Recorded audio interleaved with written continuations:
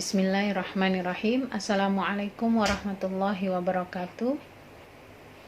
Innal hamdalillah nahmaduhu wa nasta'inuhu wa nastaghfiruh wa na'udzu billahi min syururi anfusina wa min sayyiati a'malina may yahdihillahu fala mudhillalah wa may yudlil falan tajida lahu waliyyan mursyida. Rabbi shrah li sadri wa yassir li amri wahlul 'uqdatam min lisani yafqahu qawli.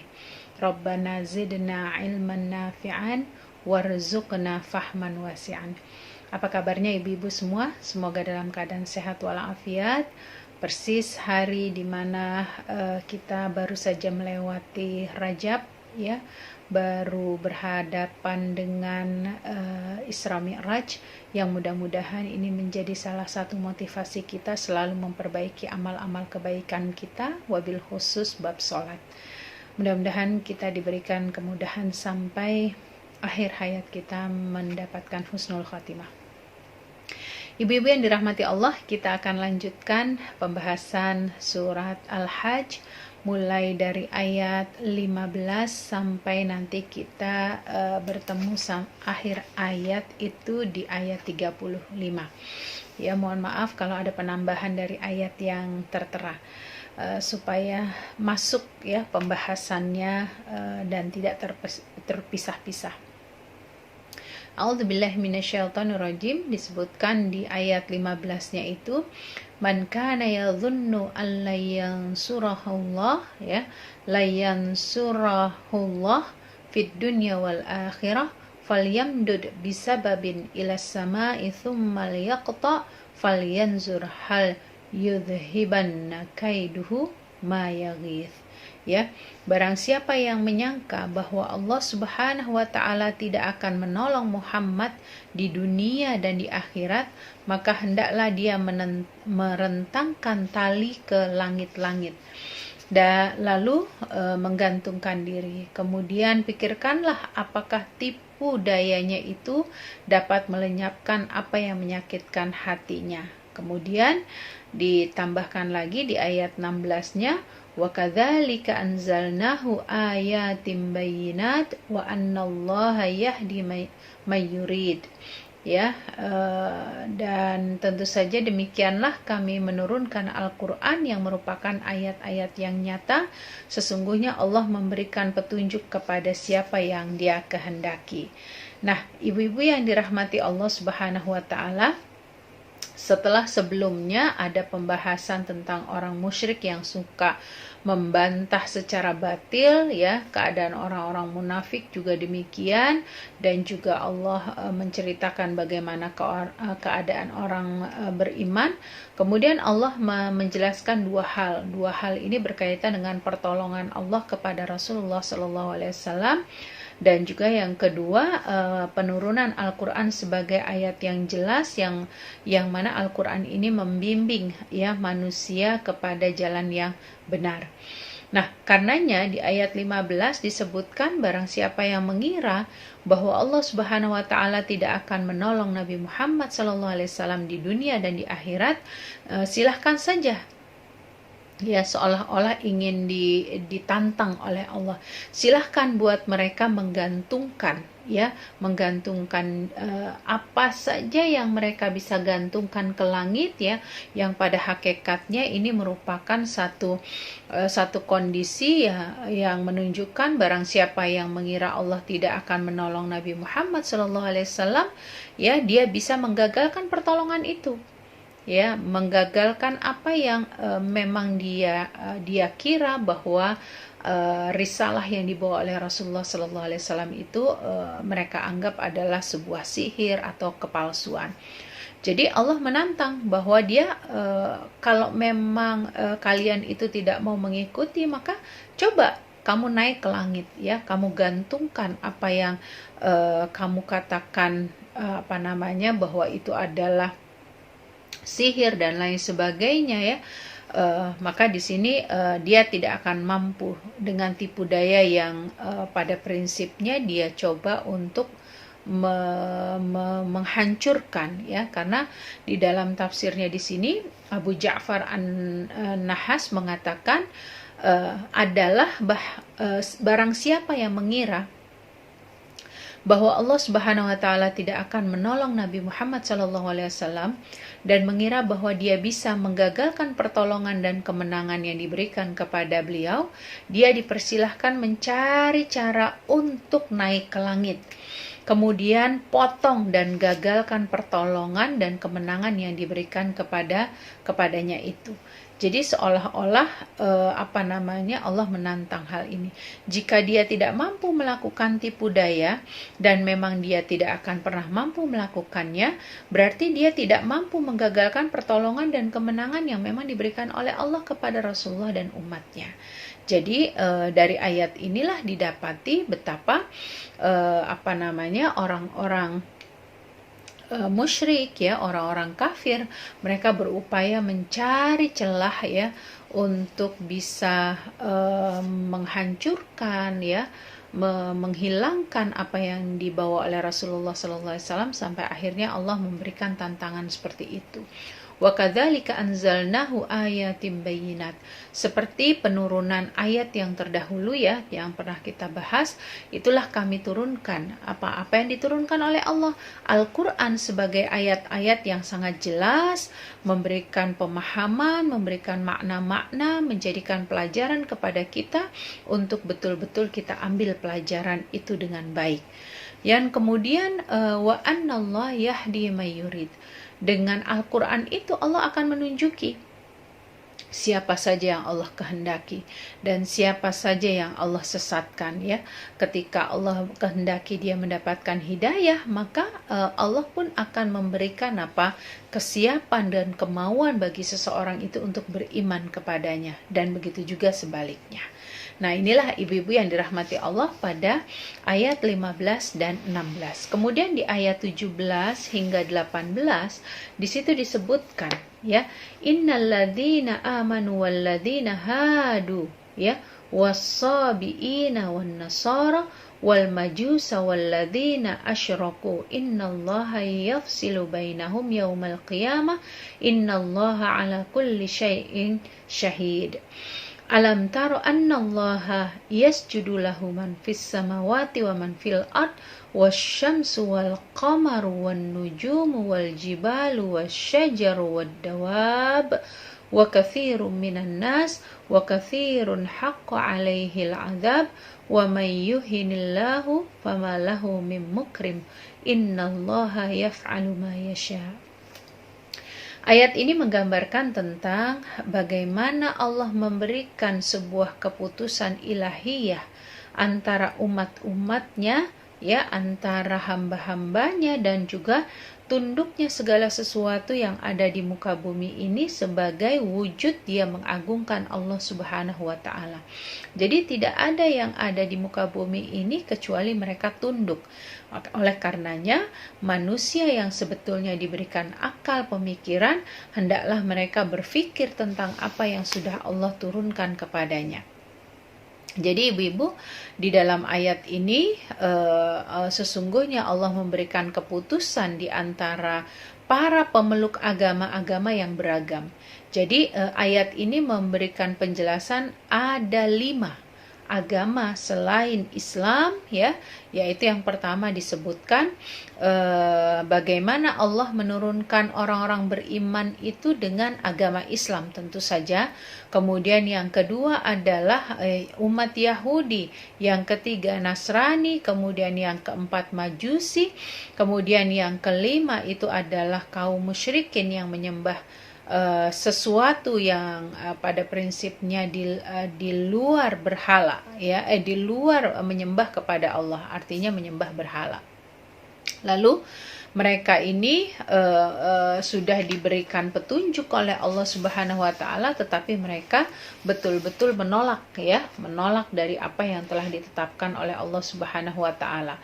Ya, kemudian di ayat selanjutnya alam taro, ya, annallaha yasjudu lahu man fis samawati wal ard. Tidakkah kamu tahu bahwa segala sesuatu yang tunduk, ya, sesuatu yang Allah ciptakan itu tunduk dan sujud kepada keagungan Allah, suka atau tidak suka. ya. Sujud mereka itu sebagai satu bentuk ya penghambaan mereka kepada Allah. Bahkan di ayat ini disebutkan semua makhluk itu tunduk kepada Allah. Ya, tidak ada satupun yang tidak tunduk kepada Allah Subhanahu wa taala. Ada malaikat, ada penduduk bumi, ya, di dalam penduduk bumi itu ada manusia, ada jin, ada matahari, ada bulan, bintang-bintang, dan semua yang ada di muka bumi ini, berikut pohon dan binatang dan seterusnya. Dan cara mereka tunduk dan sujud kepada Allah tentu saja sesuai dengan apa yang sudah Allah anugerahkan kepada mereka. Tunduk dan sujud mereka itu antara satu sama lain tentu berbeda, ya. Ketika Allah membedakan penciptaan manusia dengan hewan, ya, pasti mereka juga memiliki bentuk perbedaan dalam beribadahnya. Jadi ayat ini memberikan pesan ada sejumlah makhluk yang disebut secara spesifik, ya, mereka itu adalah makhluk-makhluk yang menyembah Allah Subhanahu wa taala, tetapi di satu sisi yang lain ada juga didapati manusia itu menyembah kepada makhluk yang diciptakan oleh Allah. Nah, inilah kenapa munculnya kemusyrikan. Kalau Allah menciptakan manusia, di satu sisi Allah menciptakan pohon-pohonan, di satu sisi Allah menciptakan hewan, tetapi di satu sisi yang lain manusia yang hendaknya dia menyembah kepada Allah, tetapi ada kalanya manusia itu justru menyembah kepada makhluk yang diciptakan oleh Allah, padahal mereka sesama makhluk, gitu ya, punya keterbatasan. Karena itu segala urusan memang berada di tangan Allah, ya. Jangan biarkan kita meninggalkan hidayah yang telah ditetapkan oleh Allah Subhanahu wa taala sebagai fitrah yang diberikan Allah sejak kita dilahirkan di muka bumi ini. Sesungguhnya Allah Subhanahu wa taala berbuat apa saja yang dikehendaki kepada hambanya, dan bisa menghinakan, memuliakan hamba-hambanya itu tergantung bagaimana mereka mengambil pelajaran dari penciptaan yang sudah Allah titipkan kepada mereka. Ya, jadi ibu-ibu yang dirahmati Allah Subhanahu wa taala, di ayat 17 sampai 18 ini tentu kita bisa melihat bagaimana Allah menegaskan, memberikan putusan yang adil di antara pemeluk agama yang beragam. Ada orang beriman kepada Allah, gitu ya, dan juga beriman kepada Rasulullah. Ada umat Yahudi, yaitu umat yang berafiliasi kepada agama Musa. Kemudian ada as-sabiun, yaitu kaum yang menyembah binatang-binatang. Umat Nasrani, siapa mereka yang berafiliasi kepada Nabi Isa. Ada juga Majusi, siapa mereka, yaitu para penyembah api yang memiliki konsep bahwa Allah memiliki dua poros, ada cahaya dan ada kegelapan. Ada juga orang-orang musyrik, kaum pagan, ya, para penyembah berhala dari kalangan bangsa Arab dan lainnya. Dan keenam golongan ini yang tadi disebutkan, ya, semua kecuali muslim, mereka itu adalah mengikut apa yang dibawa oleh setan, gitu ya. Hanya satu, yaitu yang kita kenal dengan agama Islam. Sesungguhnya Allah memberikan keputusan kepada mereka untuk memilih, ya, agar mereka berada dalam petunjuk Allah Subhanahu wa taala. Sehingga ayat 18-nya memberikan penegasan bahwa hati, akal, pikiran, ya, segala sesuatu yang Allah ciptakan di alam semesta ini, ya, itu merupakan keputusan atau memang kehendak dan kekuasaan Allah Subhanahu wa taala. Ya, semua dalam keadaan lemah, ya. Setiap makhluk yang diciptakan oleh Allah Subhanahu wa taala mempunyai kelemahan. Makanya mereka perlu mendekatkan diri kepada Allah dengan cara sujud, tunduk dengan keagungan, karena memang ini adalah hak otoritasnya Allah Subhanahu wa taala untuk kita sembah. Ya, barang siapa yang dihinakan oleh Allah, ya, pasti mereka akan dicelakakan. Tapi barang siapa yang memang diangkat, dimuliakan oleh Allah, pasti mereka akan mendapatkan tempat yang baik di sisi Allah Subhanahu wa taala. Kemudian ibu-ibu di ayat 19 hingga ayat 24, di mana ayat-ayat ini memberikan gambaran tentang balasan orang-orang kafir dan sekaligus memperlihatkan bagaimana Allah memberikan balasan kepada orang-orang yang beriman. Ya, silakan ibu-ibu dibuka terjemahannya. Di sini Allah Subhanahu wa taala berfirman, inilah dua golongan mukmin dan golongan kafir yang bertengkar. Mereka bertengkar mengenai Tuhan mereka, maka bagi orang kafir akan dibuatkan pakaian-pakaian dari api neraka untuk mereka. Di atas kepala mereka akan disiram air yang mendidih. Dengan air mendidih itu akan dihancurkan apa yang ada di dalam perut dan di kulit mereka. Dan azab untuk mereka dicambuk dengan besi. Setiap kali mereka hendak keluar dari neraka karena tersiksa, mereka dikembalikan lagi ke dalamnya. Mereka berkata, rasakanlah azab yang membakar ini. Sungguh Allah akan memasukkan orang-orang yang beriman dan mengerjakan kebaikan dalam sungai-sungai mengalir di bawahnya, sungai-sungai surga. Ya, surga-surga yang mengalir di bawahnya sungai-sungai. Di sana mereka diberi perhiasan gelang-gelang emas dari mutiara dan pakaian dari sutra, dan mereka diberi petunjuk kepada ucapan-ucapan yang baik dan diberi petunjuk pula kepada jalan Allah yang terpuji.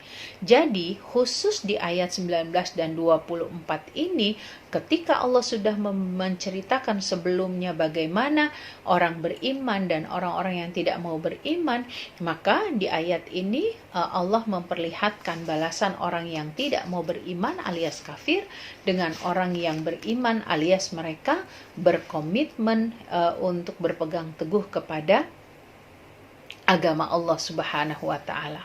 Nah, karenanya kita lihat masing-masing ini hadza khosman ikhtasamu fi rabbihim.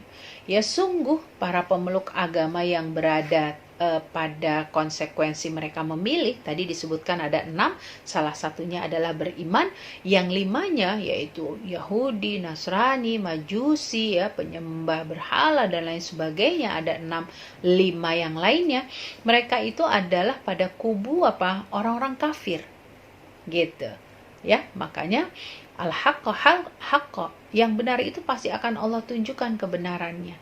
Sementara 5 kubu yang lain adalah al-batil, batil. Yang batil itu tetap berada dalam kebatilan. Walaupun masing-masing kedua belah pihak, orang yang beriman akan berpegang teguh dengan keimanannya, orang yang batil akan berpegang teguh dengan kebatilannya. Jadi kita dapati masing-masing karena mereka sudah berpegang teguh kepada prinsipnya, pasti mereka akan mendapatkan ganjaran dari apa yang sudah mereka prinsipkan itu. Ya, sebagaimana di ayat ini dijelaskan, kubu yang berasal dari orang-orang kafir, mereka akan mendapatkan balasan. Sebagaimana ayat-ayat ini tadi disebutkan, orang-orang kafir itu dililit oleh api neraka secara menyeluruh. Hal ini digambarkan potongan-potongan api yang dirajut menyelimuti mereka seperti pakaian yang dipakai dalam tubuh mereka, pada tubuh mereka. Jadi panasnya api neraka itu digambarkan seperti apa? Api-api itu melilit tubuh mereka, dan digambarkan bahwa api-api itu seperti dikenakan layaknya pakaian di tubuh mereka. Jadi mereka digambarkan dalam surat Al-A'raf ayat 41.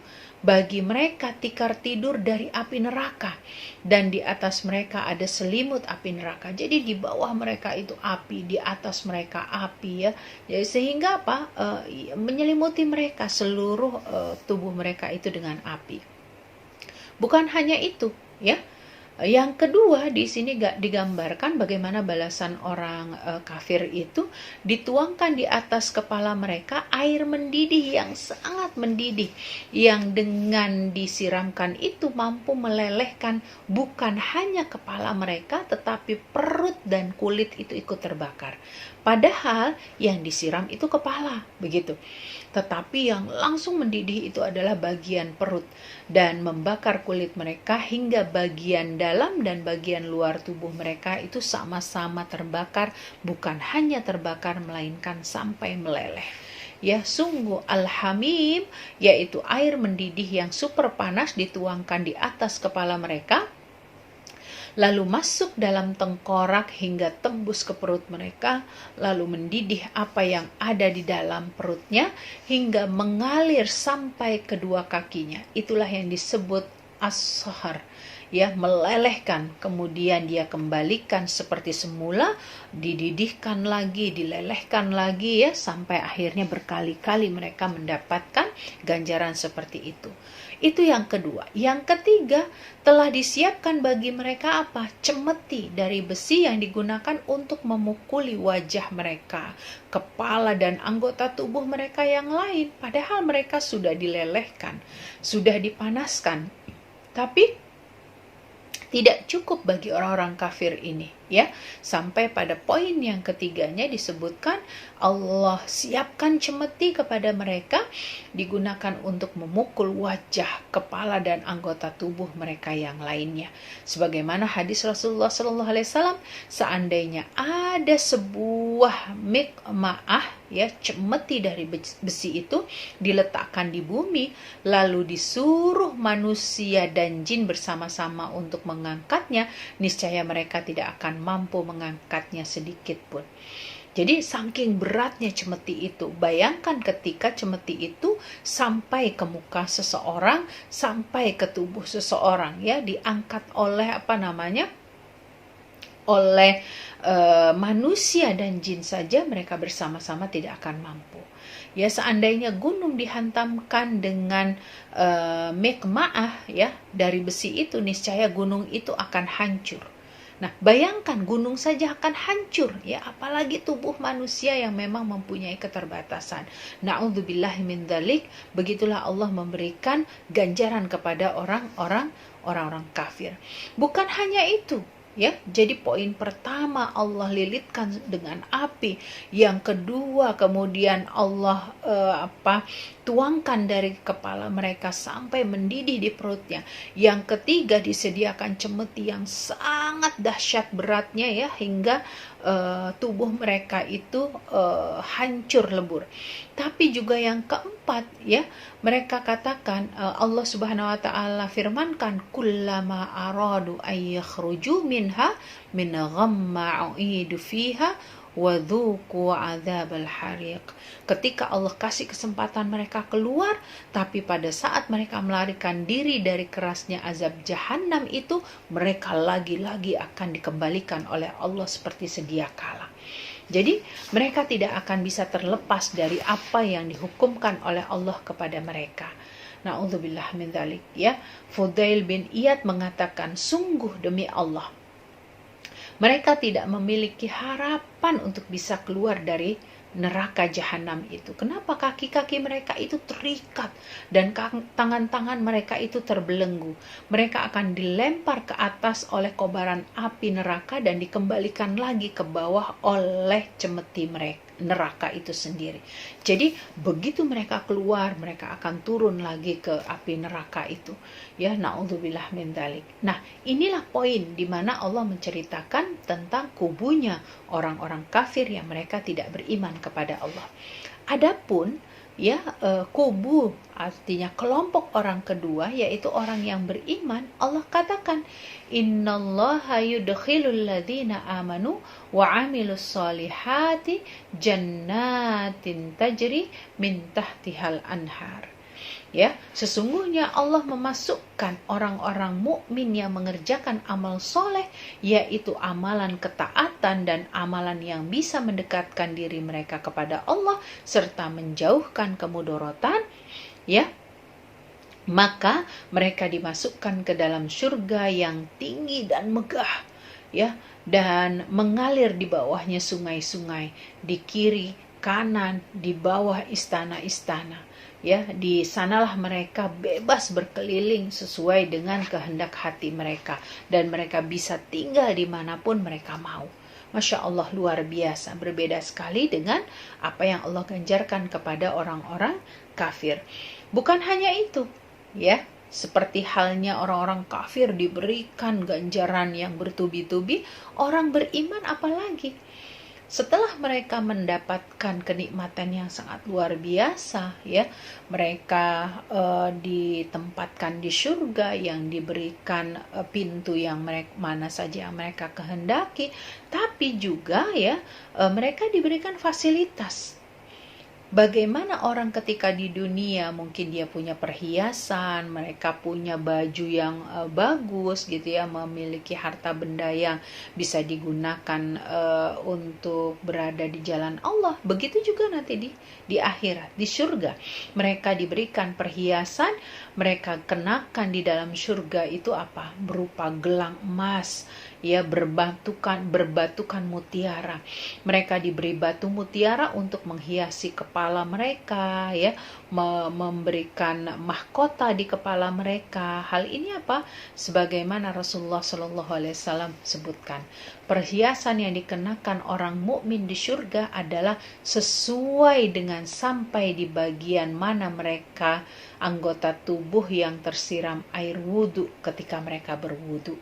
Jadi makanya ini juga bagian konsekuensi kita sebagai seorang muslim untuk senantiasa menjaga ibadah-ibadah kita kepada Allah, karena ini nanti akan menjadi pembuktian di akhirat kelak. Al-lu'lu, sebagaimana yang sudah pernah disinggung tentu saja oleh para asatiz yang lain, dia itu adalah batu mulia yang berasal dari bawah laut yang terdapat di dalam kulit kerang mutiara. Jadi saking dia sangat berharga, saking dia berkilau gitu ya, maka inilah yang akan diberikan oleh Allah kepada orang beriman. Mereka akan mengenakan pakaian apa? Disebutkan ayatnya wabil libasuhum fiha hari. Ya, dan mereka mengenakan pakaian dari sutra, yang mana ketika di dunia laki-laki itu diharamkan menggunakan sutra. Ya, tetapi ketika di akhirat atas izin Allah, ya, hal yang disebutkan khamr saja itu tentu berbeda dengan khamr yang diharamkan di dunia. Kemudian apa? Bukan hanya mereka difasilitasi mendapatkan fasilitas harta-harta yang melimpah, ya, perhiasan-perhiasan yang membuat mereka semakin menganggap diri mereka besar begitu ya, tapi juga mereka dibimbing, ya, wahudu ila thayyibi minal qaul, ya, mereka itu dibimbing kepada perkataan yang baik. Apa perkataan yang baik itu? Yaitu kalimat tauhid yang ketika mereka berkata dan mereka diperkenankan untuk masuk ke dalam surga. Atau beberapa ulama menyebutkan ucapan salam para malaikat kepada mereka. Jadi kalimat thayyib itu adalah kalimat yang baik yang disampaikan oleh para malaikat kepada mereka. Ya, tentu berbeda dengan orang-orang yang masuk ke dalam neraka. Mereka mendapatkan cemoohan, ya, berbeda dengan orang-orang beriman. Ini sebagai tempat di mana wahudu ila siratil hamid, ya, mereka dibimbing.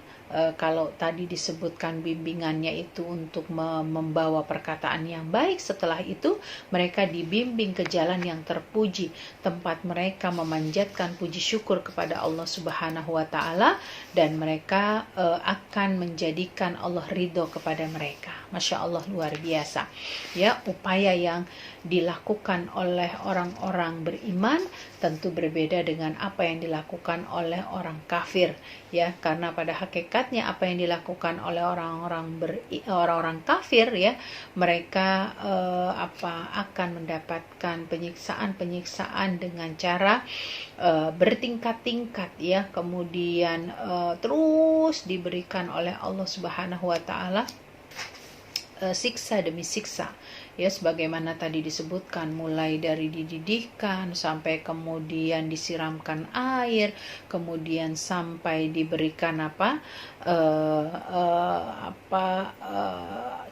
mati gitu ya.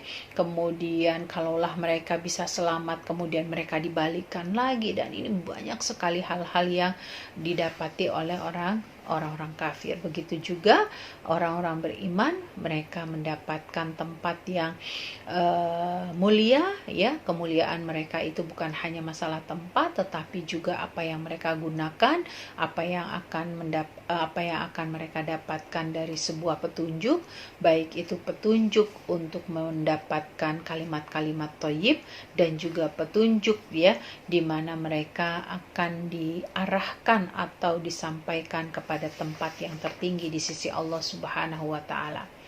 Nah, itulah kira-kira Ibu di ayat 19 sampai 24. Adapun di ayat 25 Allah berfirman, innalladzina kafaru wa yasudduna an sabilillah wal masjidil haramil ladzi ja'alnahu lin-nasi sawa'anil 'akifu fihi wal bad wa may yurid fihi bi ilhadin bi dzulmin nudzikhu min adzabin alim. Sungguh orang-orang kafir yang menghalangi manusia dari jalan Allah dan dari Masjidil Haram yang telah kami buka untuk semua manusia, baik yang bermukim di sana maupun yang datang dari luar, dan siapa saja yang bermaksud melakukan kejahatan secara zalim di dalamnya, niscaya akan kami rasakan kepadanya siksa yang pedih. Nah, ini menceritakan tentang bagaimana peran orang-orang yang mencoba menghalangi orang dari menghalang-halangi orang-orang beriman gitu ya, dari masuknya mereka ke Masjidil Haram. Nah, ayat ini tentu saja disebutkan bahwa berkaitan dengan Abu Sufyan bin Harb dan rekan-rekannya ketika menghalangi Rasulullah SAW dan para sahabat pada kejadian Hudaybiyah saat memasuki Masjidil Haram. Waktu itu tentu kita tahu bahwa Rasulullah SAW tidak ingin memerangi mereka. Ya, lalu mereka mengadakan kesepakatan damai ya, gencatan senjata, ini yang kita kenal dengan Fathu Makkah tentu saja, yang kemudian Rasulullah SAW menyatakan bahwa mereka boleh kembali memasuki Mekah di tahun depan. Ya, jadi ini upaya dari musuh-musuh ya, tentu saja cara mereka menghalangi kaum muslimin untuk bisa masuk ke dalam Masjidil Haram, yang sebenarnya fungsi mereka masuk ke dalam Masjidil Haram itu dalam rangka beribadah kepada Allah. Nah, karenanya ibu-ibu yang dirahmati Allah, di ayat 25 ini sangat jelas ya, sebenarnya ada kebebasan beribadah di tanah haram bagi semua orang, baik penduduk Mekah asli maupun di luar penduduk Mekah ya. Karena itulah didapati bagaimana orang-orang kafir ini berusaha menghalangi orang beriman itu untuk beribadah di tanah haram. Kemudian setiap orang yang bermaksiat di tanah haram itu ya, pada hakikatnya mereka akan mendapatkan siksa yang lebih besar, mendapatkan hukuman yang berbeda dengan keumuman orang bermaksiat di negeri lainnya. Apalagi nanti ketika di akhirat tentu mereka akan mendapatkan balasan yang lebih besar dari apa yang mereka kerjakan. Itulah mengapa digambarkan ya bahwa kejadian yang ada di Mekah menunjukkan proses bahwa orang-orang beriman mereka berhak juga ya berada di negeri Mekah ya, dan di negeri Mekah itu sampai disebutkan oleh Ibnu Umar ya, tidak boleh memperjualbelikan rumah-rumah di Mekah dan tidak boleh pula menyewakannya. Atau Imam Syafi'i menyebutkan berpendapat bahwa rumah-rumah di Mekah itu berstatus hak milik, bisa diwarisi dan bisa disewakan. Artinya semua penduduk Mekah itu berhak untuk mendapatkan kelayakan ya, kelayakan untuk memanfaatkan, beribadah dan melakukan perniagaan ya. Seperti itu. Ya, ini digambarkan terkait dengan apa yang bisa dilakukan. Jadi perlu kita pahami bahwa Allah Subhanahu wa taala tidak akan menghukum seseorang atas niat melakukan keburukan kecuali jika niat itu terjadi di Masjidil Haram. Makanya terbayang ketika orang berbuat kebaikan di Masjidil Haram, pahalanya besarnya luar biasa. Tapi ketika dia juga melakukan maksiat di Masjidil Haram, maka juga dosanya lebih besar lagi, ya.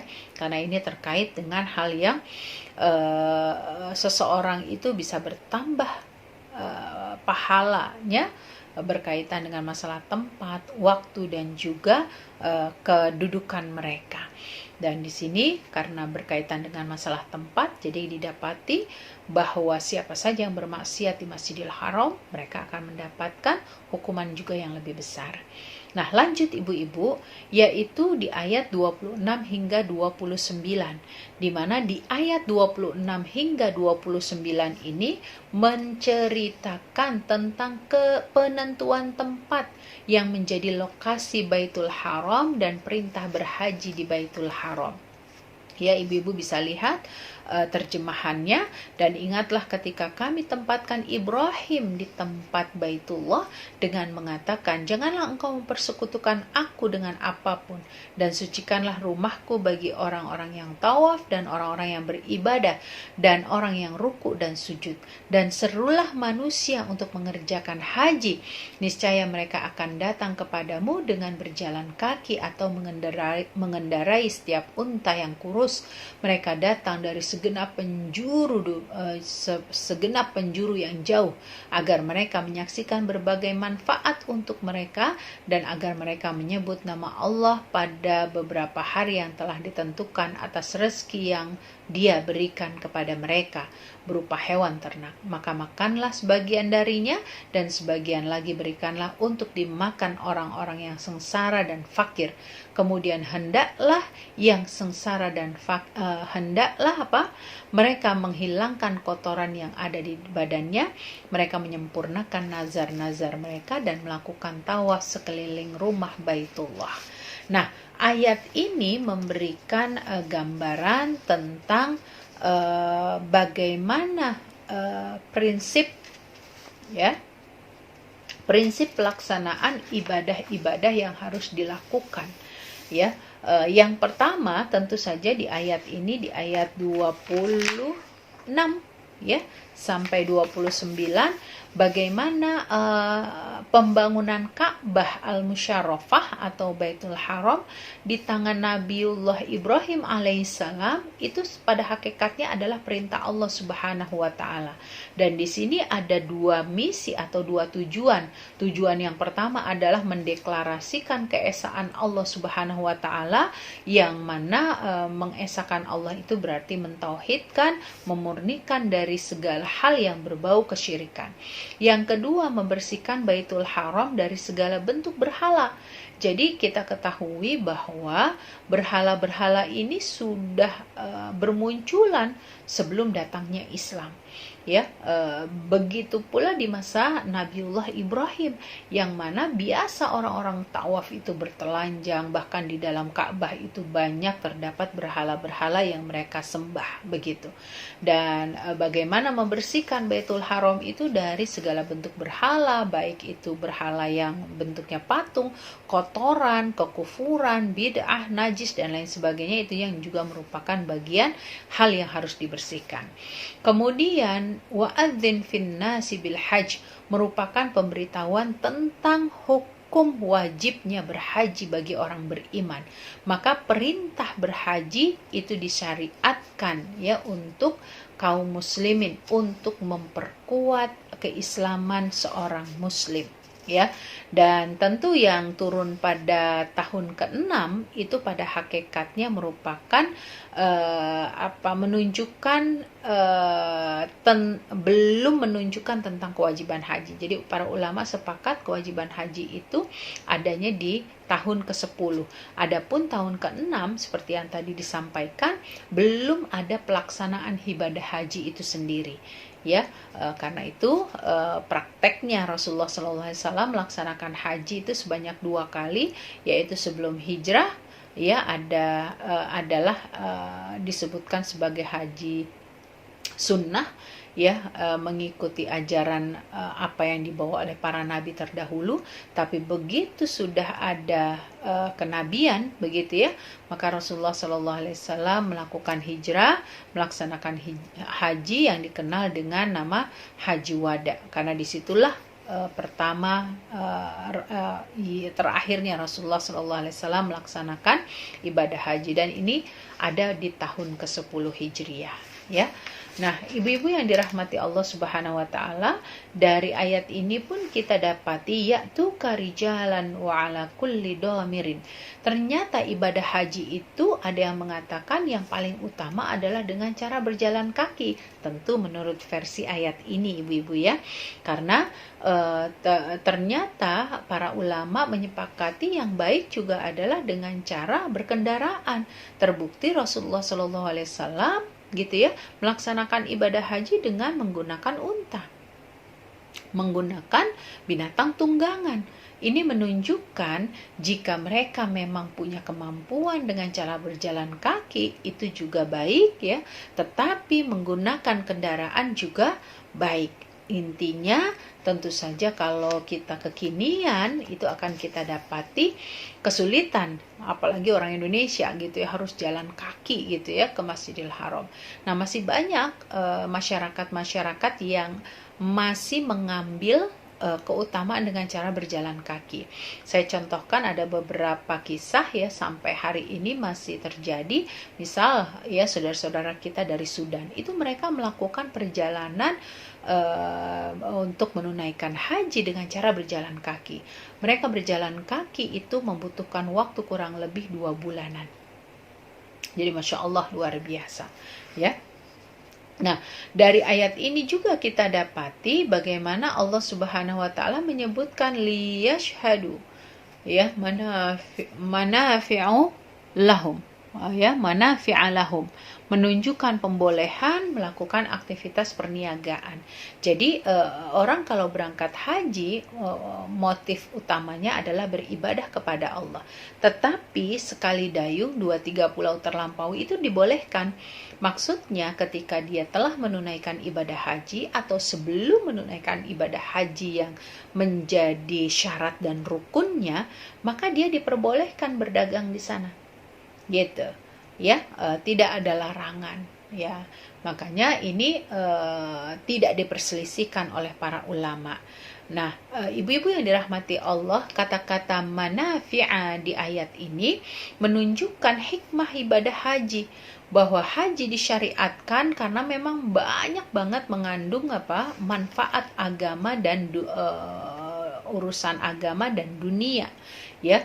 Manasik haji itu termasuk manifestasi yang terbesar ya, karena di situ ada rasa takut seorang hamba, ada keikhlasan dalam beribadah ya, ada keterlepasan dari urusan duniawi ya, menggugah kesadaran untuk tidak terikat dengan syahwat karena memang fokus dalam beribadah kepada Allah.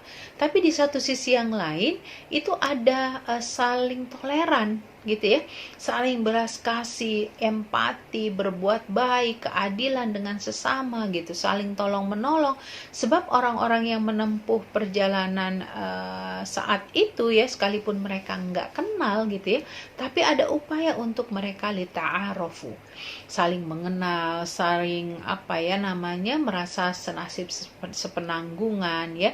Inilah banyak keuntungan yang didapati ketika seseorang melaksanakan ibadah haji. Nah, ibu-ibu yang dirahmati Allah Subhanahu wa taala, di ayat-ayat ini juga menceritakan tentang hal yang berkaitan dengan penyembelihan. Penyembelihan hewan ternak yang difungsikan untuk dijadikan hadiyu ya, penyembelihan dalam rangka membayar damkah ya, membayar karena disebabkan nazar atau disebabkan yang lainnya. Jadi al-hadyu ya dilakukan itu untuk pembayaran denda seseorang ya, atau kafarat seseorang pada saat dia melakukan kesalahan atau melakukan pelanggaran dalam ibadah haji. Nah, di antara para ulama ada yang menyebutkan nggak boleh ya al-hadyu atau penyembelihan itu dilakukan pada malam hari. Tapi ada juga pendapat seperti Imam Syafi'i ya yang menyebutkan boleh terjadi penyembelihan itu di waktu malam hari.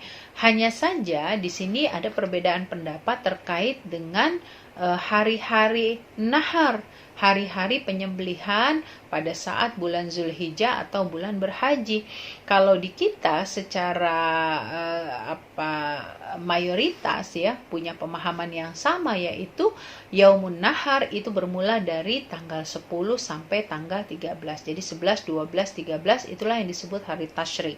Tapi kalau Imam Malik itu menyebutkan hari tasyrik atau hari nahar itu ada pada 10, 11, 12 saja. Ya, kita tidak perlu berbeda pendapat terkait dengan masalah ini, tapi kita bisa mengikuti apa yang diarahkan oleh pemerintah kita terkait dengan Yaumun Nahar. Ya, hari tasyrik itu merupakan bagian dari Yaumun Nahar. Ya. Nah, ibu-ibu yang dirahmati Allah Subhanahu wa taala, di sini juga ada perintah bagaimana diperbolehkannya seseorang yang menyembelih itu untuk memakan hewan sembelihannya.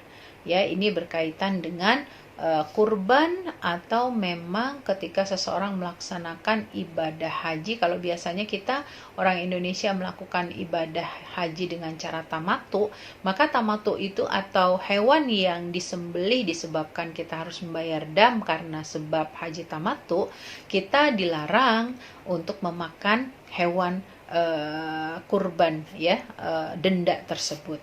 Tetapi ketika hal yang berkaitan dengan kurban ya, berkurbannya seseorang pada saat dia melaksanakan berkurban, maka boleh ya memakan sepertiga bagiannya, kemudian sepertiganya itu diberikan kepada fakir miskin, yang kemudian sepertiganya lagi diberikan kerabat, begitu.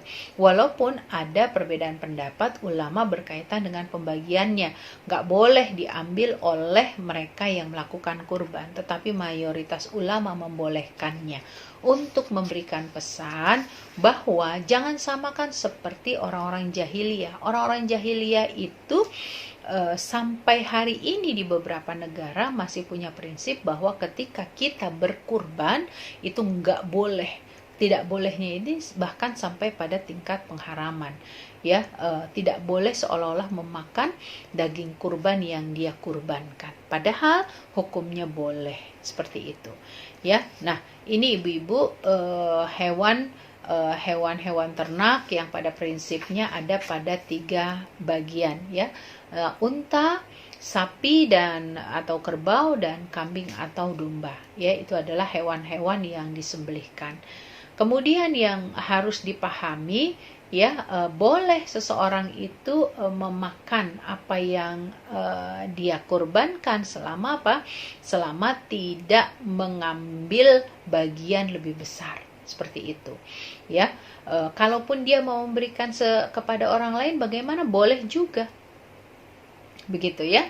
Nah, kemudian ayat-ayat ini juga memberikan pesan kepada kita larangan menjual hewan ya yang sudah disembelih untuk dikurbankan, apalagi memberi upah gitu ya, memberi upah kepada penjagal dengan kulit yang disembelih atau diseset oleh si penjagal tersebut ya, tidak boleh. Jadi tidak boleh diperjualbelikan oleh siapa? Oleh yang berkurban kepada orang lain. Tapi bolehkah orang yang diberi ya, orang yang diberi gitu ya, itu kemudian menjual hewan hasil pemberian itu kepada orang lain? Itu boleh. Misalnya ibu-ibu berkurban, kemudian ibu kasih kepada anak yatim piatu. Ternyata anak yatim ini sudah dapat ya 2 kantong dari tempat lain, tapi dia nggak punya bahan-bahan untuk mengolah daging yang dia miliki, maka salah satu kantongnya itu dia jual ke orang lain, itu boleh.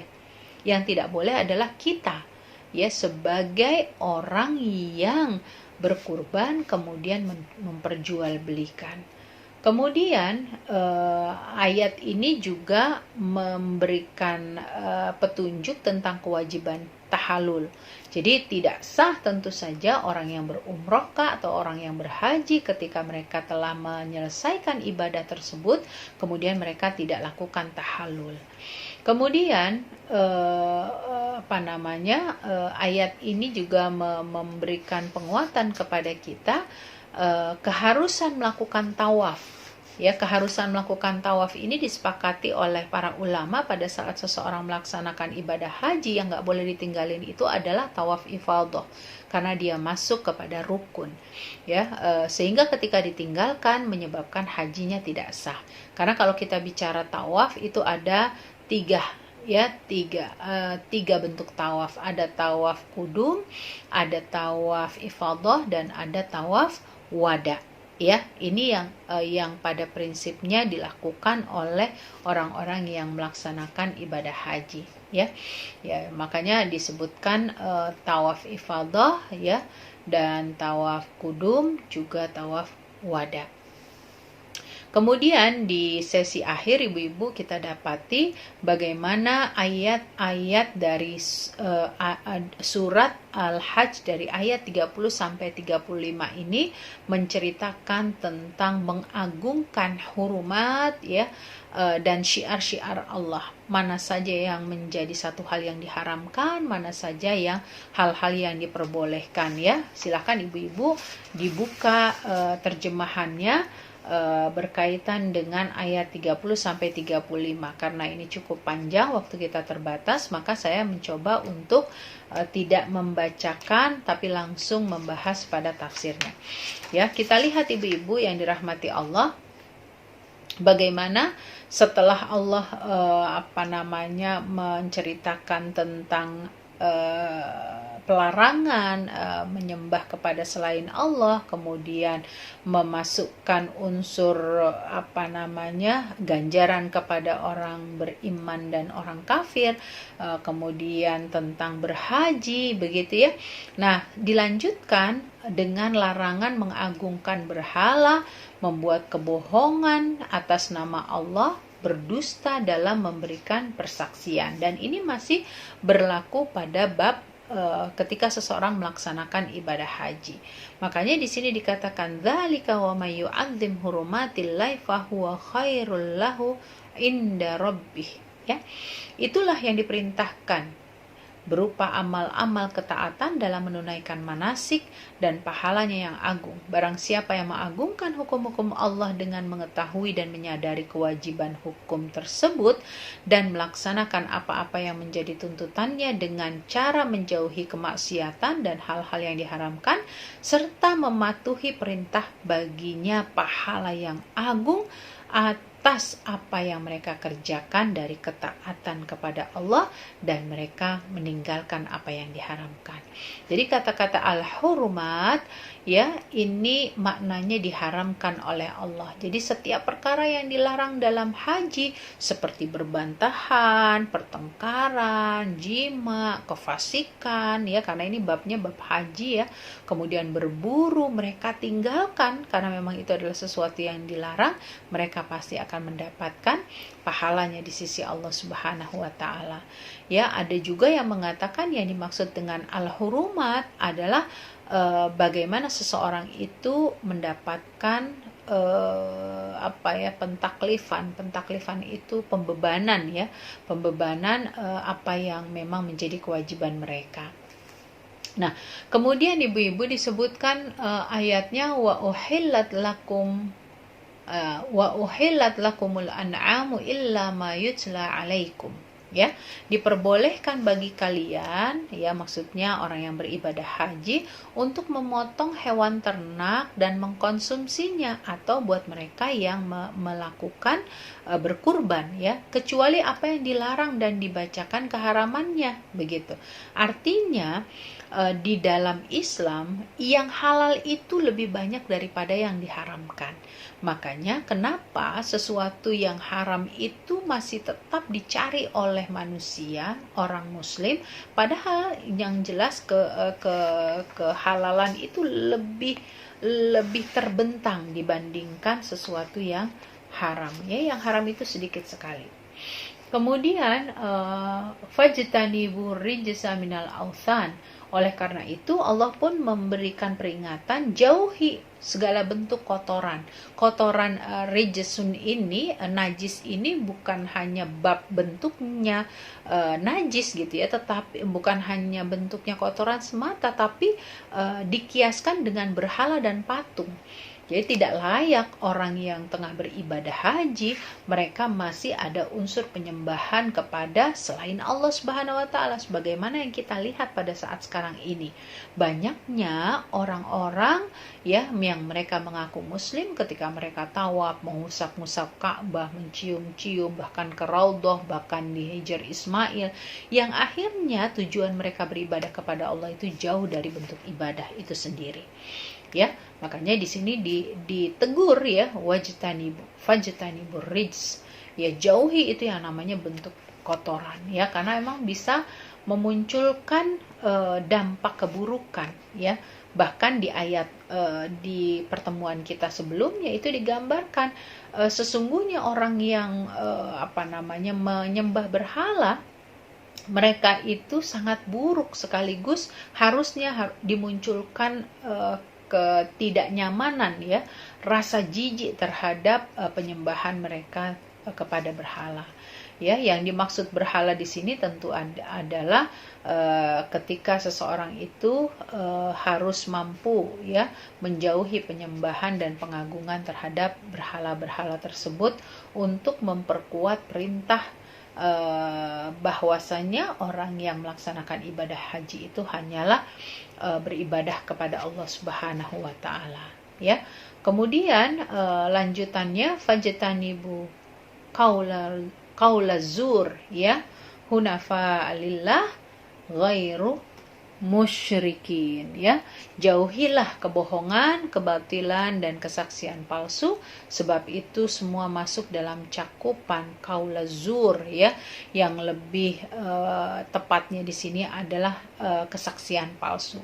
Kata-kata yang buruk itu tidak diperkenankan. Makanya wala fusuqa wala jidala fil hajj. Enggak boleh ya bagi orang yang berhaji itu punya hati yang kotor saja, cepat-cepat beristighfar, apalagi kalau sampai perangainya, kata-katanya itu memang menunjukkan sesuatu yang tidak layak bagi orang yang beribadah.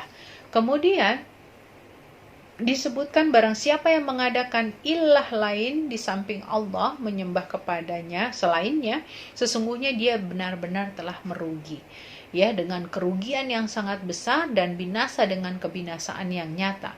Dia dalam kesyirikan ya, seperti orang yang jatuh dari langit lalu tubuhnya disambar dan dicabik-cabik oleh burung hingga binasalah ia. Nah, itulah digambarkan orang yang masuk dalam perangkap kesyirikan.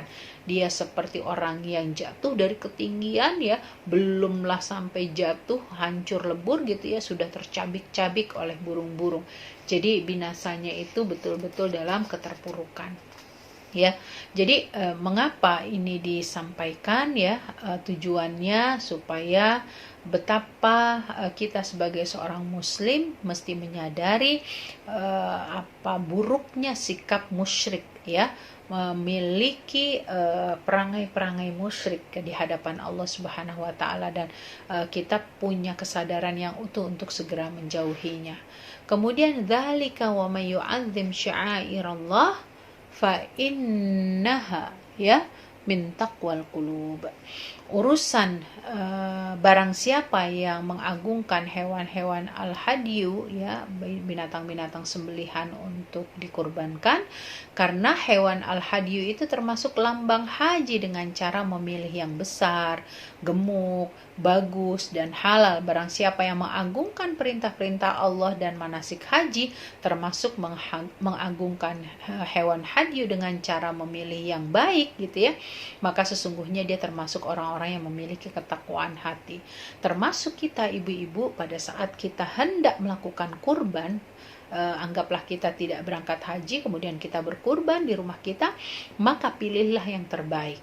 Justru jangan mencari mana yang paling murah, ya, yang paling terbaik yang diberikan. Makanya di sini dikatakan yang gemuk, yang bagus, yang mahal, begitu ya. Karena prinsipnya ini adalah pemberian kita kepada Allah Subhanahu wa Ta'ala. Oleh karena itu, bagaimana di ayat ini memberikan pesan bahwa orang-orang yang mereka ingin mengagungkan asma Allah, maka pada saat mereka melakukan kurban, mereka berkurban dengan kurban yang terbaik. Lakum fiha manafi'u ila ajalin musamma. Pada hewan al-budn, hewan budn ini adalah kalau hewan al-hadyu itu hewan yang disembelih, begitu ya, yang memang dia hewan ternak yang difungsikan untuk penyembelihan. Tapi ada yang disebut dengan hewan bun yang difungsikan sebetulnya untuk menjadi kendaraan, atau yang difungsikan untuk menghasilkan, seperti hewan sapi ya, yang diambil susunya, kemudian unta juga begitu, kambing juga begitu. Jadi dia dipelihara, tetapi bukan untuk disembelih, tetapi untuk diproduksi, gitu ya. Nah, dalam kondisi seperti ini boleh juga orang-orang yang mau berkurban mengambil hewan-hewan yang seperti ini ya, walaupun yang paling terbaik itu adalah yang jantan, yang dia tidak berproduksi dalam artian karena tidak menghasilkan susu dan lain sebagainya. Kemudian tempat menjadi pemotongan yang terbaik itu adalah Baitul Atiq, Ka'bah, yakni tanah haram. Makanya wajar ya kalau di sana itu ketika orang beribadah haji luar biasa binatangnya. Ya, binatangnya banyak karena memang dari orang yang melaksanakan ibadah haji ataupun mereka yang memang menjadi mukimin di Mekah tersebut. Dan dampaknya itu akan disebarkan di seluruh negeri muslim yang mereka berhak untuk mendapatkan pemberian ya dari hasil kurban. Walikulli ummatin ja'alna mansaka, ya. Dan kami telah menjadikan tiap-tiap agama terdahulu ritual penyembelihan hewan kurban. Ini menunjukkan berkurban itu bukan hanya ada pada masa Rasulullah SAW, sudah ada pada masa sebelumnya. Hanya saja begitu datangnya Rasulullah SAW tentu memiliki syariat yang berbeda dengan nabi sebelumnya. Liyadhkuru smallahi ala ma razaqahum min bahimatil an'am. Jadi fungsi kita selain berkurban dalam rangka ketaatan kepada Allah itu untuk membiasakan selalu menyebut nama Allah Subhanahu wa Ta'ala ketika menyembelih, dan tidak lupa tentu saja penyembelihan itu dalam rangka bersyukur kepada Allah Subhanahu wa Ta'ala. Ya, fa ilahukum ilahu wahid falahu aslimu wa basyiril mukhbitin, ya. Sesungguhnya sesembahan kalian adalah keesaan kepada Allah Subhanahu wa Ta'ala. Ya, walaupun nabi kalian itu beragam sebelumnya, tetapi misi yang sama, yaitu penyembahan kepada Allah. Jadi setelah berbicara tentang haji, kemudian berbicara tentang berkurbannya, menunaikan damnya, bagaimana Allah memerintahkan untuk berzikir, kemudian ditutup lagi agar seorang muslim itu hanyalah menyembah kepada Allah, ya. Tidak boleh mereka menjauhi bentuk beribadah mereka kecuali hanya kepada Allah Subhanahu wa Ta'ala. Makanya di sini diingatkan ya bahwa hamba Allah yang betul-betul bisa beribadah secara optimal hanya kepada Allah, yaitu hamba-hamba yang beramal dan mereka mukhlis, memurnikan ketaatan kepada Allah. Siapakah mereka yang hamba yang senantiasa menjaga amal-amalnya dan mukhlis?